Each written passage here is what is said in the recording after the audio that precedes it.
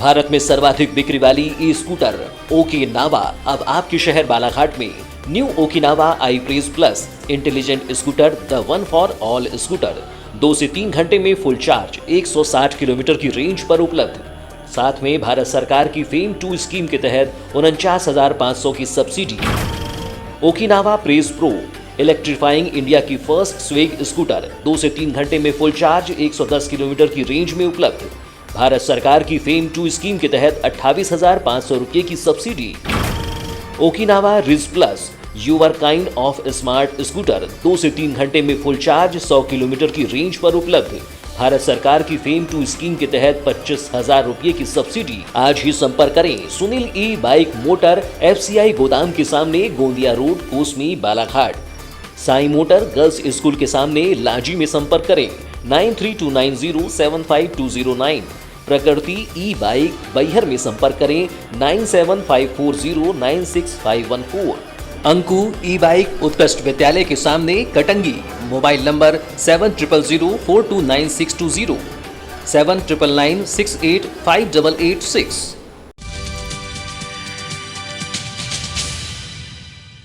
नमस्कार, बाघों के शहर बालाघाट में आपका स्वागत है। कान्हा राष्ट्रीय उद्यान जाने के लिए यहाँ उतरिए। Welcome to tiger city Balaghat.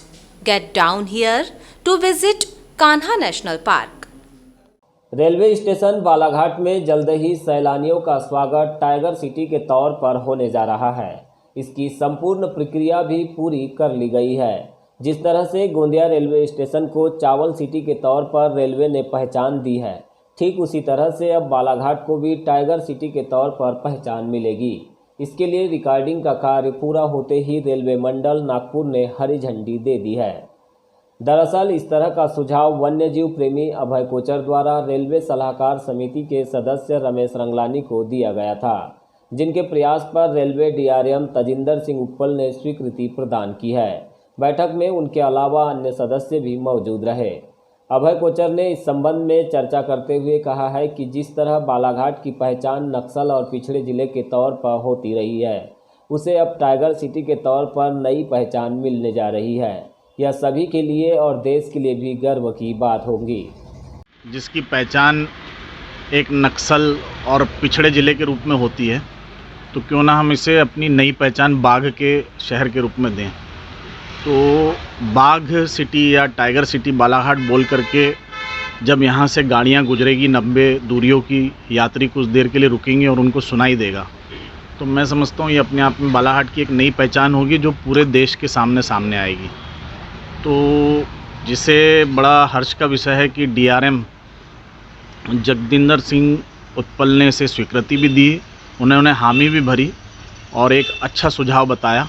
तो मैं समझता हूँ बहुत ही जल्दी ये हमें अपने कानों से सुनाई देने लगेगा और ये पूरे बालाघाट ज़िले के लिए, पूरे देश के सामने एक गर्व की बात होगी। रेलवे सलाहकार समिति के सदस्य रमेश रंगलानी ने कहा है कि बालाघाट जिले में कान्हा नेशनल पार्क और अन्य वन्य क्षेत्रों में बाघों की संख्या अधिक होने के कारण इस तरह का सुझाव DRM को दिया गया था, जिसे स्वीकृति मिल गई है। अब लोगों को टाइगर सिटी के तौर पर जानकारी मिलेगी तो इसका प्रभाव भी जरूर देखने मिलेगा। तो जिस प्रकार से गोंदिया में चावल की सिटी के नाम से गोंदिया को पुकारा जाता है, चावल का शहर, अब गोंदिया में आपका स्वागत किया जाता है, तो हमने बोला भाई हमारा भी, क्योंकि यहाँ सबसे ज़्यादा हिंदुस्तान में यदि बाघ हैं तो वो कान्हा में है।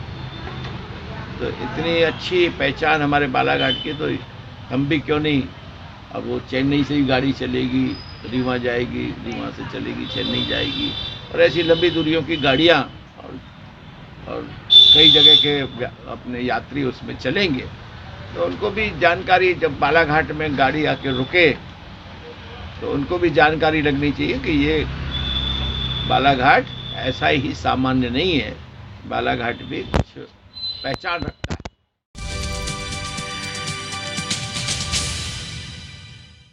सर्व आदिवासी समाज बालाघाट की जिला स्तरीय बैठक आज रानी दुर्गावती भवन में संपन्न हुई। इस बैठक में जिले भर से आदिवासी समाज के प्रतिनिधि और युवा शामिल हुए, जहां आगामी 9 अगस्त को विश्व आदिवासी दिवस मनाए जाने पर विस्तृत विचार किया गया।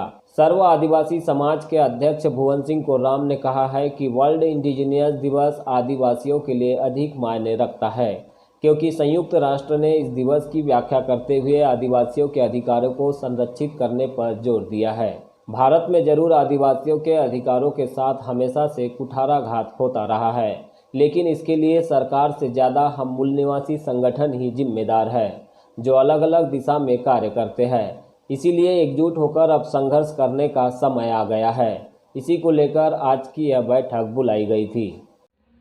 International day of world indigenous people जो 1994 में संयुक्त राष्ट्र संघ ने हमारे जो संस्कृति है, हमारी जो पारंपरिक रूढ़ी प्रथा है, हमारे जो संवैधानिक अधिकार हैं, उनके संरक्षण और संवर्धन के लिए ये जो डे है इसे घोषित किया गया था कि इस डे के साथ ही जो हमारे संवैधानिक अधिकार हैं उनको संरक्षण संवर्धन के लिए एक डे निश्चित करें और इसे मनाया जाए।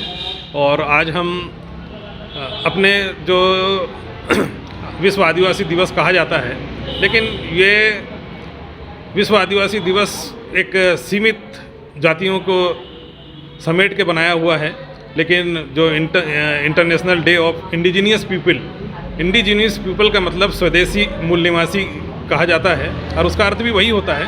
लेकिन कहीं ना कहीं जो शुरुआत हुई है उसमें ये जो देश के 85% मूल निवासी है उन्हें अलग अलग विभाज्य रूप में करने के लिए विश्व आदिवासी दिवस दिया गया था।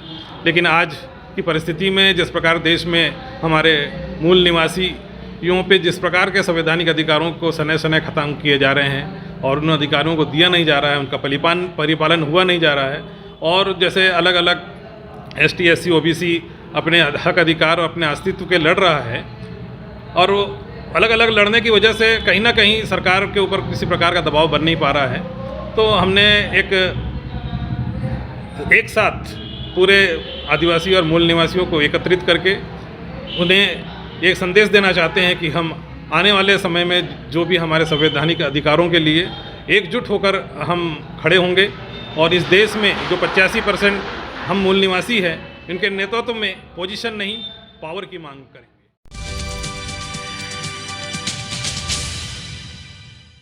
साल 2020 में 28 अगस्त को बालाघाट जिले में अतिवर्षा के चलते 3 स्थानों पर लैंडस्लाइडिंग यानी कि भूस्खलन की घटना बंजारी घाटी में देखने मिली थी। इस घटना के बाद प्रशासन के द्वारा बैहर बालाघाट राज्य मार्ग को कुछ दिनों तक बंद भी किया गया था। इस बार भी सावन का मास शुरू होने के बाद लगातार बारिश का दौर जारी है। आखिरकार इस बारिश से इस बार बंजारी घाटी के क्या हालात बने हुए, आइए देखते हैं इस रिपोर्ट में। जिले में लगातार हो रही बारिश के बाद एक बार फिर बंजारी घाटी और ऊट घाटी के बीच पहाड़ अवदरित होने लगे हैं, जिससे चट्टानों के साथ मिट्टी भी खिसकने लगी है। करीब 3 स्थानों पर पहाड़ के अवदरित होने के नज़ारे सड़क किनारे देखने मिले हैं। वहीं पिछले साल जिन स्थानों पर भूस्खलन हुआ था वहां फिर से दरारें पड़ने लगी है। हालांकि इन दरारों को छुपाने के लिए MPRDC ने तत्काल संबंधित ठेकेदार के माध्यम से काम भी शुरू कर दिया है, जिसका नज़ारा भी यहां पर शनिवार को देखने मिला। ऐसा माना जाता है कि जब भी घाटी वाले इलाकों में रोड डेवलपमेंट का कार्य शुरू होता है तो वहां पर जियोलॉजिकल इंजीनियरिंग और स्ट्रक्चरल इंजीनियरिंग की मेथड से कार्य होता है। लेकिन बालाघाट जिले में जब बालाघाट बैहर राजमार्ग पर कार्य शुरू हुआ तो यहाँ पर इस तरह की इंजीनियरिंग का पालन यानी कि इस तरह की प्रक्रिया नहीं अपनाई गई। इसी का नतीजा है कि पिछले साल जब अतिवर्षा हुई तो बालाघाट जिले में इस घाटी पर भी भूस्खलन की घटना देखने मिली थी। भूस्खलन के बाद प्रशासन के द्वारा 3 स्थानों पर प्रोटेक्शन वाल बनाई गई है, लेकिन इस प्रोटेक्शन वाल में भी अब दरारें पड़ने लगी है। आपको बता दें कि भूस्खलन एक वैज्ञानिक घटना है। धरातली हलचल के कारण पत्थर खिसकने या फिर पथरीली मिट्टी के बहाव के कारण ऐसी घटनाएं पहाड़ी इलाकों में अक्सर देखने मिलती है। लेकिन जहां पर भी एक बार ऐसी घटनाएं होती है वहां बारिश के समय में राख स्लिपरी के चलते पुनः पहाड़ और चट्टान अवदरित होने की संभावना प्रबल हो जाती है। बालाघाट जिले में ऐसा नज़ारा साल 2020 में पहली बार देखने मिला था, जिसकी वजह से बालाघाट बैहर मार्ग पर करीब 1 माह के लिए आवागमन भी अवरुद्ध किया गया था। इस बार भी जिले में लगातार बारिश हो रही है, जिसके चलते इस मार्ग पर एक बार फिर भूस्खलन की संभावना बढ़ गई है। ऐसा हम इसलिए भी कह सकते हैं क्योंकि अब तक की बारिश से 3 स्थानों पर पहाड़ अवदरित हुए हैं, जिससे कुछ चट्टान और पथरीली मिट्टी सड़क के किनारे जमा हो गई है। इससे आवागमन पर कोई खास असर तो नहीं दिख रहा, लेकिन तेज बारिश होती है तो मार्ग पर चलना खतरे से खाली नहीं होगा। जहां पर भी पहली बार लैंडस्लाइडिंग की घटना होती है वहां पर राख स्लिपरी की वजह से आने वाले समय में और भी लैंडस्लाइडिंग की संभावना अधिक बढ़ जाती है।